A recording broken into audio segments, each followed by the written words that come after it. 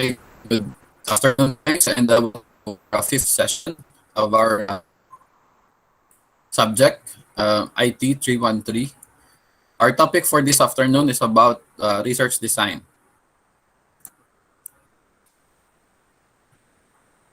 So first things first, our objectives for this afternoon are the following. Number one, discuss what is research design. Number two, value the importance of research design. And number three, understand research design.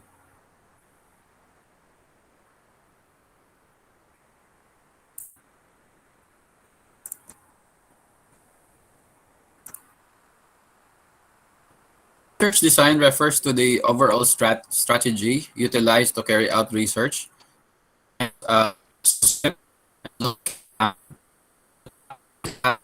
Research question. So the collection, interpretation, analysis, and discussion of data. The methodology and methods incorporated in the design of a research will depend on the standpoint of the researcher over their beliefs in the nature of knowledge and reality. So this is often shaped by the disciplinary areas that the researcher belongs to. So for your information, guys, we belong to technological developmental research. That's our discipline. So IT capstone program or IT capstone research study comprised of developmental and technological research. So this study defines the study type, so be it descriptive, correlational, experimental, review, meta-analytic, and subtypes like example, descriptive, longitudinal case study, research program, hypothesis, independent and dependent variables, experimental design, and if applicable, data collection methods and a statistical analysis plan. So the research design is a framework that has been created to find answers to research questions. So to answer your research question, guys, you must know what kind of research design are you going to use. So there are designs and subtypes, design types and subtypes of research design, no? When you speak about designs, types and subtypes, these are just the many ways to classify research design. So nonetheless, the list below offers the number of useful distinction between possible designs. So number one of that is descriptive. So example of a descriptive study or case study, naturalistic observation, and surveys. Number two, correlational. Example, case control study or observational study. Number three, experimental. Example are the field experiments, controlled experiments inside the laboratory, quasi-experiments. And number four, review. These are the literature review. Review. Number five is meta-analytic or meta-analysis. Ang aton ka dyan guys, natanda yan. Pero pwede kita sa experimental, kay ang technological research, technological developmental belongs to experimental. So pwede kita dayan sa experimental. So sometimes a distinction is made between fixed and flexible designs in such a way that these types coincide with quantitative and qualitative research design respectively. So dumduman nyo pa quantitative methods nyo guys. So quantitative methods are statistical value that is being used to purposely describe a study. So often these variables are measured quantitatively. So statistics, no? And then flexible designs allow for more freedom during the data collection process. So one reason for using flexible research design can be that the variable of interest is not quantitatively measured. So such as culture. So culture name or hindi pag-statistics, hindi pwede. So hindi sanda pwede ma-describe ka statistics, do ka profound ang content niya. So how do you study that? You're going to study it using qualitative data or qualitative research. Ang munang gamiton mo. So hindi ka magamit ka statistics, pero i-interpret mo ang scores or ang, like for example, ang article or ang interview. Pagkatapos, ano mo siya, i-rate na tawan mo ka measurement. So that is qualitative, quali. So yung iban nga researchers, ang academicians, mga professors, paborito ginandang dang klase ka study. English, English science. Ang science pag ano no, pwede mo pa ma-measure, pwede mo pa ma-ano ka statistics. English kag Filipino na amo da ano. Aton ta na IT kita, pwede ka mo guys ka-develop ka system, ka-develop ka pwede ka mo ka-develop ka mga applications, desktop application or mobile application. So ang amo daya is developmental na magambal naman ka mo nga technological, like for example may na-invento ikaw nga gadget or may na-invento ikaw nga algorithm or procedure nga unique nga para kanimo. So that is technological. So duwa ya pwede naton sudlan, technological and descriptive. Developmental. So the impactful research usually creates a minimum bias in data and increased trust in the accuracy of the collected data. So a design that produces the least margin of error in experimental research is generally considered the desired outcome. So kinanglan i-describe nyo gid guys yung result. Hindi nga kamo guys, 'di ba capstone yung study nyo, hindi nga dang kon maka-obrado kamo ka system, tapos doon dayon yung study nyo, hindi ta mo da. Is one step lang da. Now, paano mo i-prove nga ang ginhimo mo nga system manami or effective sa i-implement ninyo sa mga stakeholders? So kung paano day mo on is i-interpret nyo through statistics or through qualitative methods. So ma-produce ka mo ka mean, ka average, ka percentile, or kung pira ang namian sa gin deploy nga study, or pira ang ga-disagree kanimo. So take note that a certain study is not always perfect. It's not 100% sure. So may mga error gid maskin gamay lang. And that error coincide with ang parameter nga ginatawag nga at least how many percentages ang degree of error nga ibutang ninyo. So there's no such thing as a perfect system.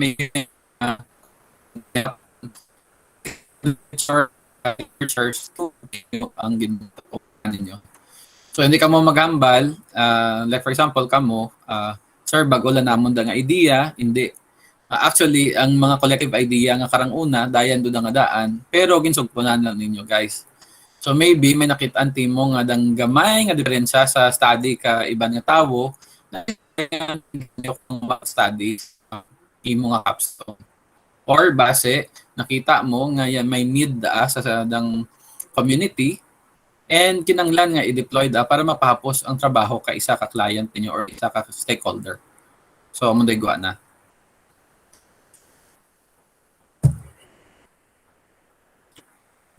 Okay, let's go to grouping.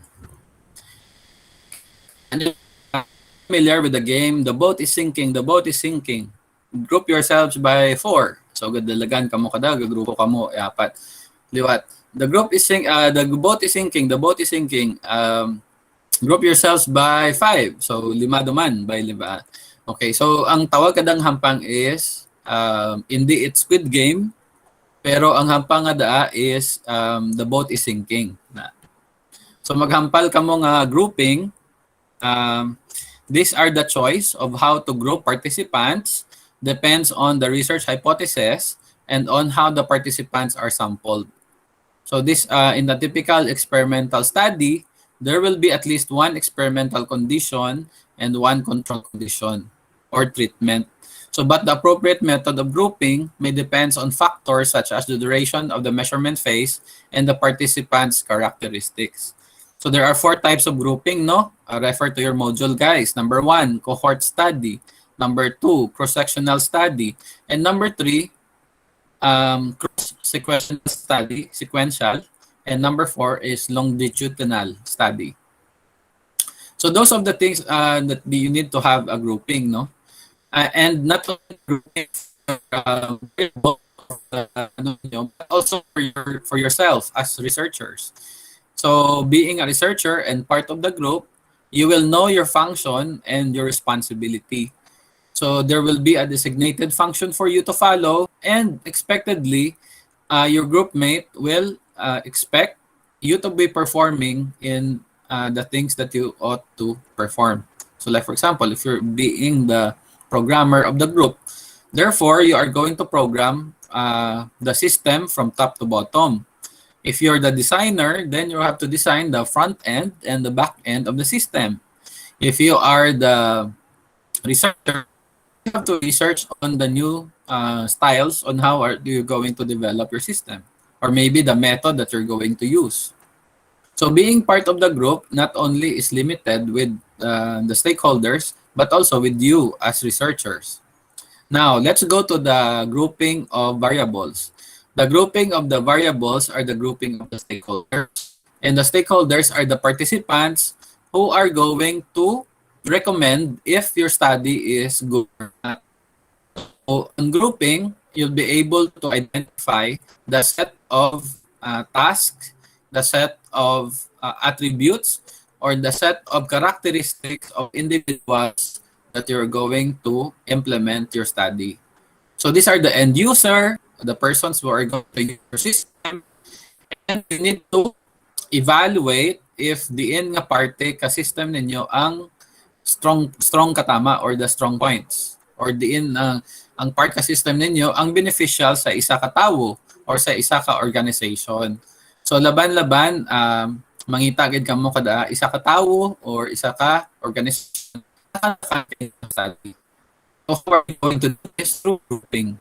Okay? Next naton is the example of fixed designs.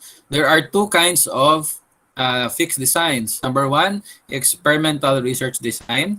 Number 2, non-experimental research design. So maghambal kita experimental design. This refers to the researcher who is actively trying to change the situation, circumstance, or experiences of participants through manipulation or whatever intervention. So which may lead to change in behavior or outcome. So if there is a change of behavior and the outcome, it means to say that your research is very effective, no? And then the researcher randomly assigns participants to different conditions, measures the variable of the interest, and tries to control for confounding variables. Therefore, experiments are often highly fixed even before the data collection starts. So medyo komplikado gawa kahit nag-eksperimento ikaw. Pero insa nga gina-eksperimentohan mo ang variable, it's because you need to know which is more viable, which is more effective. Is your system has appeal to the stakeholder, or your system has or what is the color of your front end? Masilaw ay siya, ano nga colors gingamit nyo, ano nga font. So makita ay handa ka reader ang font nga gingamit nyo or hindi. So those are the things that you need to consider. And that is an example of an experimental research design. When we say non-experimental design, this is the attribute nga suli sa research design, wherein it does not involve manipulation of the situation, circumstance, or experiences of the participants. So for the experimental research design, this research design is more active compared to non-experimental, wherein wala lang ang non-experimental. So daw pareho lang da nga naghimo ka kaduha ka inventory system, isa computerized gid nga fully automated, isa partial automated. So diin sa duha testingan nyo kung diin ang mas okay. Kay ang automated nga ginagamit sa online. Ang non-automated stand-alone, meaning to say dapat sa tiyanggid nakabutanggid. So those are the things that you need to consider. Din mas gamiton ni nang palang na kay sinang palang naga-expand ka business na. So pareho man balada kun ya business platform mo pareho ka SM automated ya gamiton fully automated. Tipay kon ya platform mo is sari-sari store lang. So gamiton mo ang non-automated or half automated. So meaning to say standalone dayan lang sa So tandaan nyo guys, hindi nga sa study naton, hindi importante or sa capstone study nyo, hindi importante na yun. Yung pinaka-importante sa tanan, nangin puslan bala ay handay ka-client ninyo kung hindi. So anhon da kung pinakanami gid study nyo pero hindi man lang magamit ka natungdan.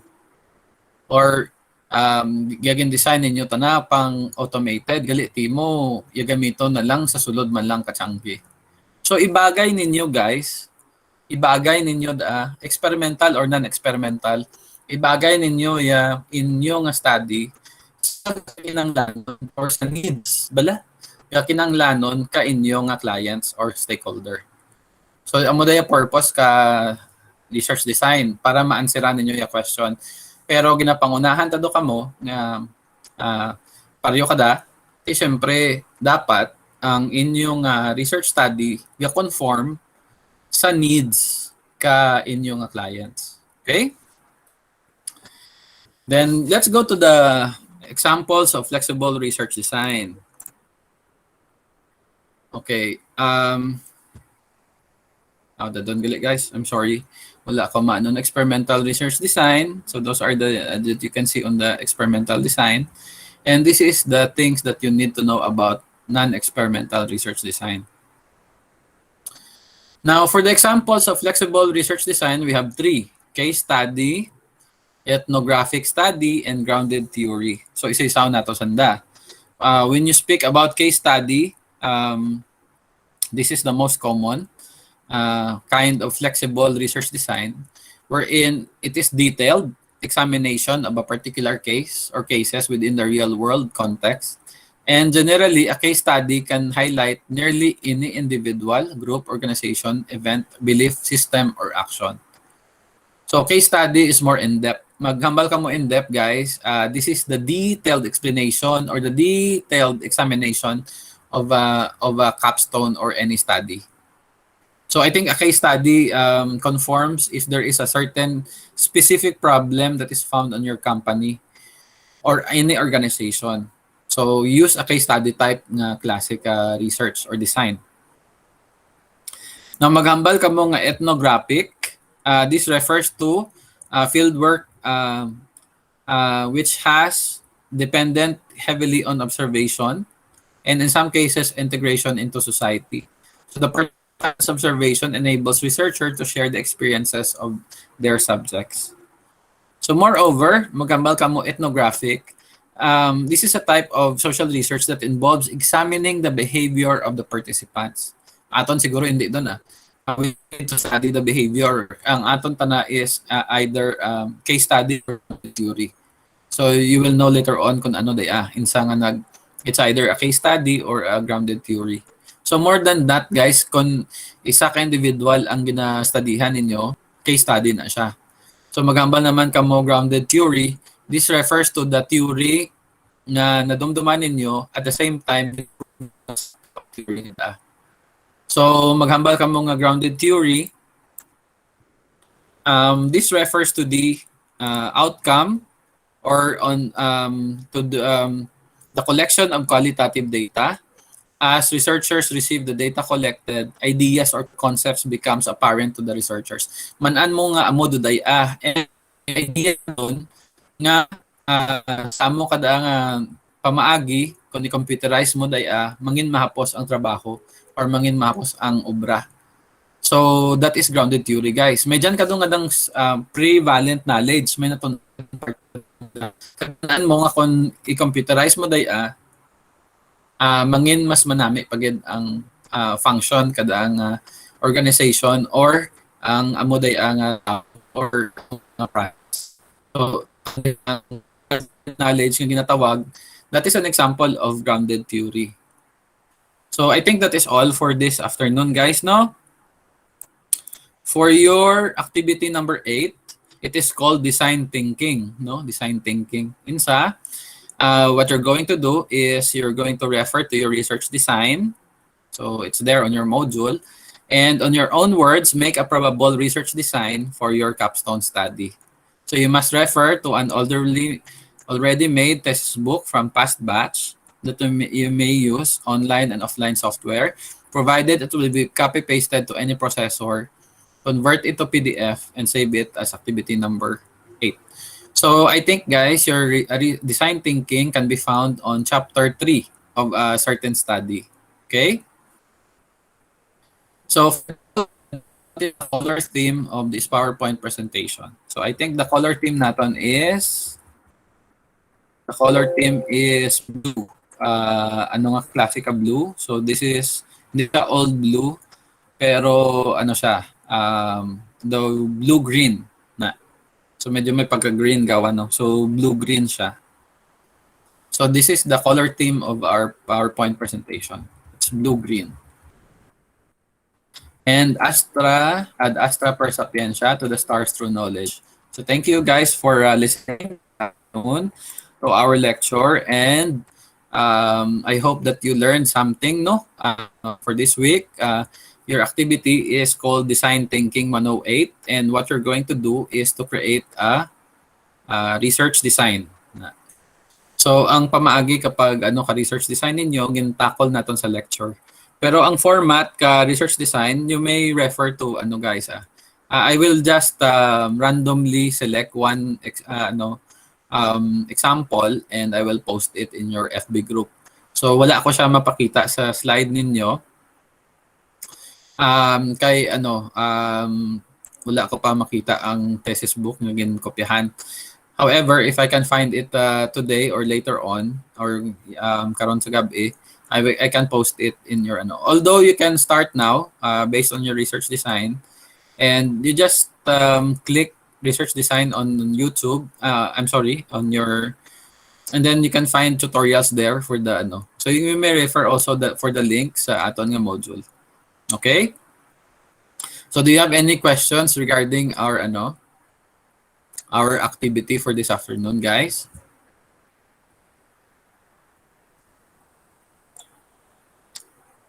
Okay, I hope that do it lang actually ang research design, unlike ang sa literature review nga medyo ma-detailed siya. I think ang research design, you can find the research design in methodology in chapter 3. So plaster lang naton. Or you can refer to some to a format, no. So just look forward for the copy. I'm going to provide it sa sa chat sa FB group naton. Okay.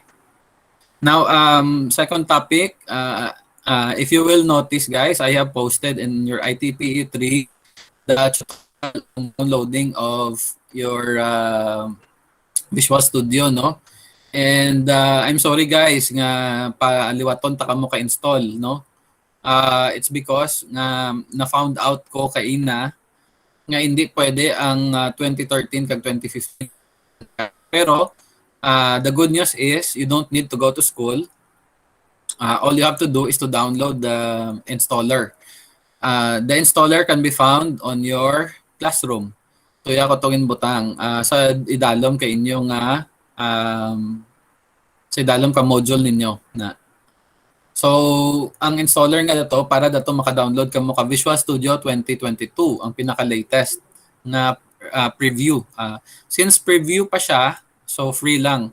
Ang gin-download ko kag in-install kaina ang professional version. So, pwede kamo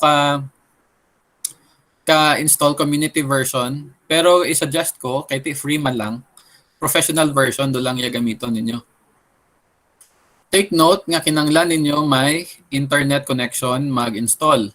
The reason for that is so that continuous yung trabaho. So kung ma-notice ninyo, pareho kag inobra naton sa installation ka 2013 siya. Only to find out na kagina di bala although kanakon to sa may ano ko desktop computer ko, pwede ko to ma-activate ang activation key, pwede naton magamit ang UWP. Pero na tipo kamo duman ano duman yung matabo, hindi niyo duman siya ma-open.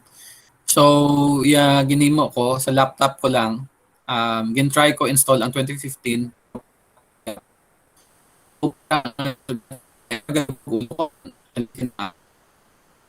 kaginang udto lang na try ko ngay install ang 2022 ang latest nga version gid. So it's free sa internet, wala man siya bayad. Pero dapat may ano ka, may installer ka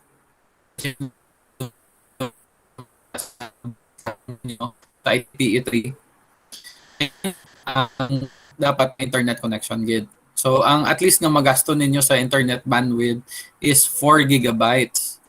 So mas mayad gawa kung unlimited ano ninyo ang data cap hay base bitin ka mo sa bandwidth. So mo man day ay mga 4 gigabytes. So pira ko ka oras ma-install. Kay ang hard disk ko is SSD. 1 hour lang na install ko na siya. Ang tutorial makita ninyo to sa dang ano ninyo sa ITE3 nga classroom, and the part 2 i-upload ko karon sa daya. So I'm sorry guys kinahanglan naton nga ano gid bigid nagabag-o yung mic kag dayon siguro ya reason insa nga hindi naton duda ma-install. Karang last year ma-install pa namon kag nagamit na namon dato ang 2015. Ang siguro may mga version 2019 kag 20 ang pinaka-latest na is 2022. So maswerte ka kay ang trial period. Butang balon free wala pa data or ang activation code bala nga ginatawag. So free na siya. So okay doon, kung maano naton magamit ko doon yung UWP. Take note, UWP lang ang i-install ninyo nga plugins nga SDK. Hindi kung i-install nyo pang iban, laban guys, hindi lang 4 gig yung ma-install ninyo, base 30 gig pa. So tama ka bugat para sa computer ninyo. May tuya man abi guys nga para sa C#, C++ development for desktop. May dyan man siya nga gaming for gaming.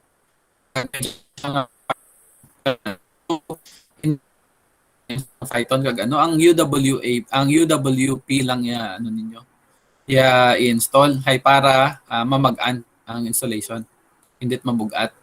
Kay karon kun i-install ninyo nga tanan-tanan maigod ya computer niyo or ya laptop niyo guys. Okay? So mayad gani hay duay subject naton, pwede ta kamo mahambalan or maistoryahan kung ano ya ginaano ko kay mabudlay man abi guys mag kadang daya nga installation na iway kita sa laboratory abi. So amo do lang da guys sa imuon ninyo kay file para sa BB. Yung tutorial makita nyo man to gin-post ko to kagina. Pwede na siya active na, pwede nyo malantaw. And then ang part 2 karon after kadaya i-post ko naman. Karanabo. Kaya after downloading, ma-install siya, ma-restart dapat yung laptop nyo. Ga-restart yun man. After restarting, dapat may Microsoft account ka mo. So, ang Microsoft account, paano nyo himuon? Add to ka mo sa outlook.live.com. Ang Outlook nga is ang email service ka Microsoft. So, karang una, hotmail.com guys. Pero ang hotmail.com buhay do nga ginislan ka Outlook na. So ako buhay do ng akon nga Outlook. So pwede ko takon magamit ang Gmail ko kag ang anak ko Microsoft account kay may account ako nga daan. So may ang obraon ko maka-sign in ako lagi pagka-sign in ko, okay na. Pero kung guys Gmail lang ang inyo, so wala ka mo Microsoft account siguro, imo ka mo anay ka Microsoft account ninyo. Pero kung may Microsoft account to ka mo, na naka-login ka mo sa Office bala, MS Office, mga Word, mga mukada, okay na siya, no? Yang mo nyo i-sign in nyo lang. Then kung may activation code, usually ang activation code ninyo sa isa ninyo ka email. So ako naging gamit ang ako nga Gmail. So yan nag-email si Microsoft, i-copy paste ko ang code pakadto sa sign in kag okay na, naka-sign in do ko. So ang tanan nga da makita nyo man ang tutorial to sa part 2 ang sa Microsoft nga account. So salamat gid guys sa pagpamati. May pamangkot kamo guys, parte sa diyang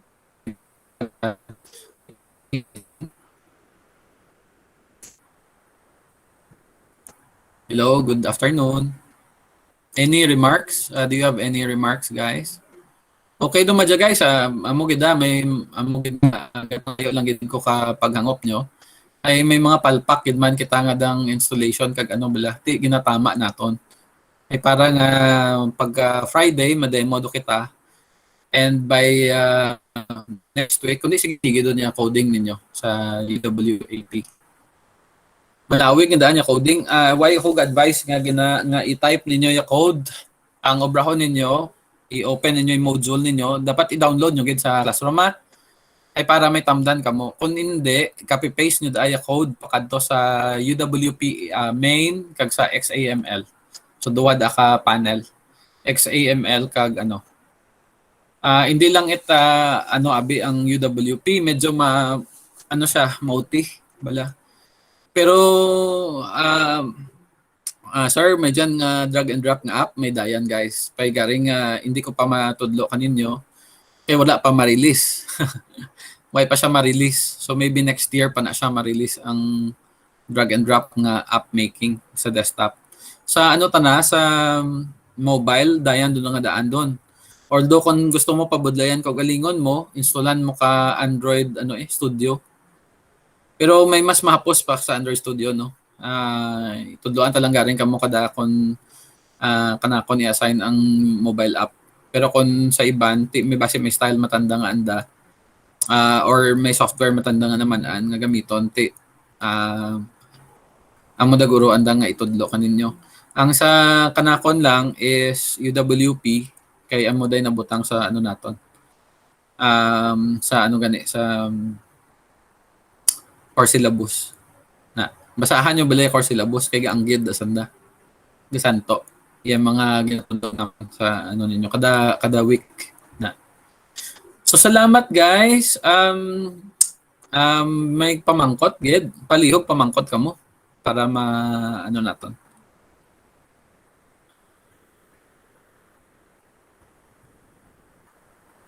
Guys, pwedeng kung mayad man lang yung internet ninyo dayan, diyan lang kamo sa balay ninyo install kay ga i-chimpo do karon medyo gainuran gawa. Kay kung dapat gid kada kung mag-install kamo ka software, dapat wala naga-utod-utod ang signal. Kag sige-sige adang ninyo. Na. Hindi man kamo kada matagurian siguro kay provided may Microsoft account ka doon, ang live.com. Outlook.live.com. So, pwede ka mo din kahimo ka mga email accounts. New libre lang ganun siya, bayad. So, pareho lang da ka Gmail, bala maghimo ka mo ka Gmail account. Kinanglan ninyo ang cell number ninyo for security purposes. Diyan i-text ka ninyo balayad ang code para sa activation ka email. So mo lang daya guys Okay. So salamat gid sa pag-attend ka klase naton. Sige, kunway kamot pamangkot. Base sa sunod medayan. Anyway, ang next class naton will be tomorrow. Tomorrow evening ata, no? Kundi ko magsala. Or tomorrow evening, oo. Tomorrow evening. So salamat gid guys sa pagpamati ka klase naton for this afternoon. And thank you so much. See you next meeting. Okay, so thank you. Stop ko ng recording and you may you may go now. So thank you. Don't forget about the code of the day. What is the color of our team presentation is blue-green. So thank you guys. May ligtas sa blue. Siguro sa next week lain duman ang question na. So salamat gid and mayong hapon gid sa tanan.